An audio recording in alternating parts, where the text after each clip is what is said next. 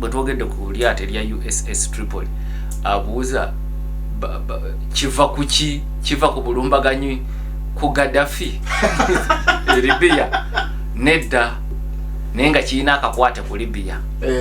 Kakati mu mwaka 1805 America yalumba mu lutalo lwe bayita Battle of Dana.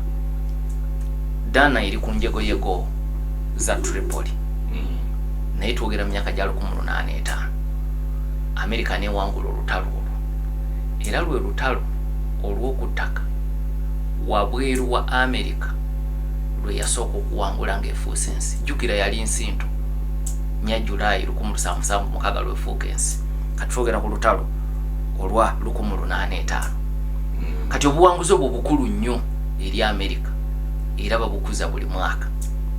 Kati obuwanguzi obwo Dana ku njegoyego za Tripoli mwe bajja, obuwanguzi obwo mwe bajja erinnya libaatuma erimu ku maato gaabwe amalwanyi ag'amaanyi era eryato eryo nga likulembera ekibinja ekirwanyi eky'amaanyi.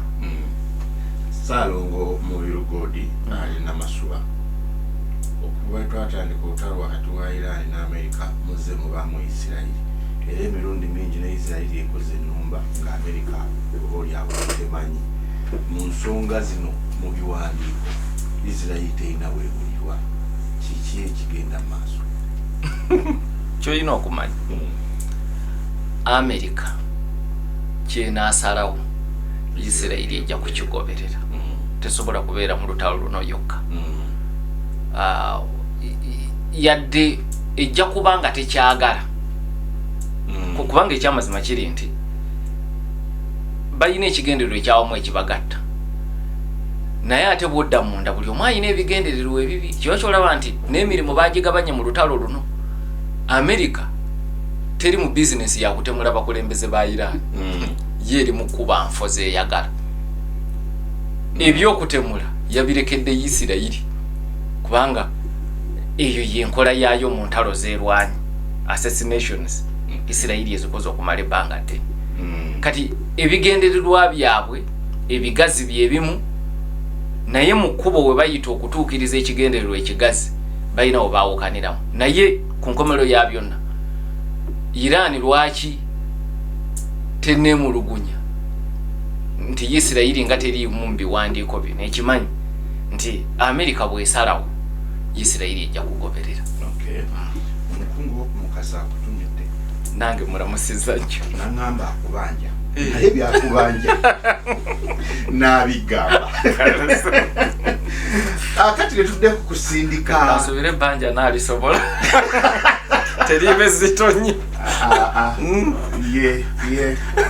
Tujja kulaba okusindika tukitwale nti kabonero akalaga okweteekerateekera olutalo lw'okuttaka, yadde wali watugambye nti ate nakyo kiyinza okuyambako mu nteeseganya. Kakati ebibinja ebisindikiddwa tebinnalaga nti America eyagala okulwana ku ttaka, kubanga ekigambo ky'okuttaka si kyakuzannya. Ekigambo ky'okuttaka mu byafaayo kikoseza amawanga gakirimaanyi. Soviet Union mu maanyi gaayo yagenda mu Afghanistan 79 okutuusa 89 yafaayo ng'ennyindo yenkata ng'efiiriddwa abasirikale abasaba 1,1.5. Soviet Union ye mu 68 yagenda Czechoslovakia, mu wiiki emu n'ejjako gavumenti yaayo n'ebeerayo omwaka, naye egenda okuvaayo nga gwe yajjako n'ekwata ate gweddiza obuyinza. Kyakyola nti Putin bwe yalumba Ukraine yalina obusobozi obusuula gavumenti ya Zelensky mu wiiki esooka naye teyeetantala kukikola. Kubanga ate bw'okikola oba weetisa omugugu omunene kitegeeza kuleeta ejje libeere awo limaamire. Kikukosa mu ngeri nnyingi, mu nsimbi naye ne mu basirikale babagenda okufa. Kuba olutalo si firimu zino Chuck Norris ze yazannyanga kati eyakafu n'agenda e Vietnam ebyalo byonna n'abifukamiza. Olutalo si bwe luba. So kati America neegendereza ate ebirabyeko mu Afghanistan, ebirabyeko mu Iraq. So ekyokuteeka amagye ku ttaka kizze kyogerwako ne Trump n'agamba nti ekiyinza okusoboka embeera bwe beetukasi naye bwe weetegereza ebikolebwa tebiraga nti neetegefu kukola ekyo. Kati ekyokulabirako bw'olaba ebibinja ebibiri bye nasoose okwogerako byakumazzi, basirikale baabyo si baakuyingira munda kumaamiramu mu Iran. Ekibinja ekyokusatu ekiva e California Fort Bragg bakomando nabo si baakumaamira, bo bajja mu bikwekweto bya kaseera katono. Bw'oba olina kyoyagala okuggusa mu bbanga ettono we bakolera. So ekituufu kiri nti okujja kwabwe kwongera okuteeka akazito ku Iran, naye tekitegeeza nti beeteekerateekera lutalo lwa ku ttaka. Ekyokulabirako ekirala kye nsobola okuwa atuwuliriza nti tugambye abasirikale kati mu bibinja bino ebisatu bali 7 bw'obagatta. Naye mu lutalo olwa 2003 Amerika bwe yali egenda okulumba Saddam Hussein yatwala abasirikale 16,000. Naye Iraq ntono nnyo ku Iran ekubyamu Iraq kumpi emirundi 4. Kati kitegeeza abasirikale abo nabo olina bakubyamu emirundi ng'ena. Wali gyali 16,000 wano twogera abasirikale 7.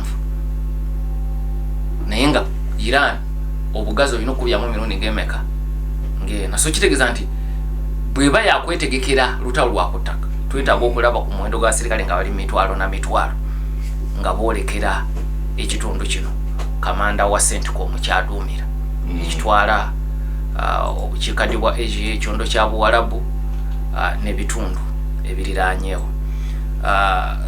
So bwe weetegereza ekigendererwa kyandiba kati ebibinja bino ebisatu bitunuulidde nnyo Kaga Island nti bino ebibinja birina obusobozi kubanga Kaga ebadde ekozesebwa nnyo mu kusindika ebikompola ne drone okugwootaanya amaato agasomoka Strait of Hormuz. Kati bano balina obusobozi obugwootaanya kapasite ya Iran okusinziira Kaga ku kizinga kye Kaga ne baba tebakiwambye okulemesa amaato. Ekirala era bino ebibinja bisobola okuwerekera amaato okusomoka Strait of Hormuz nga bwe kyakolebwako mu lutalo lwa Iraq ne Iran wakati wa 1988 ne 1988. So bano abasindikiddwa obwo obusobozi babulina. So ekirala basobola n'okubaako kubanga Trump yagambye ne Marco Rubio nti bayinayo ekirowoozo ekyokukola ennumba special operations ku nfo butereevu ezo eza nuclear. Kati bano abasirikale nga bano abava e Fort Bragg obusobozi babulina okusobola okujja bwe bakuba bwe bafuluma naye si kujja kubeerawo kumaamira. Afuna obubaka buno ate tukomewo.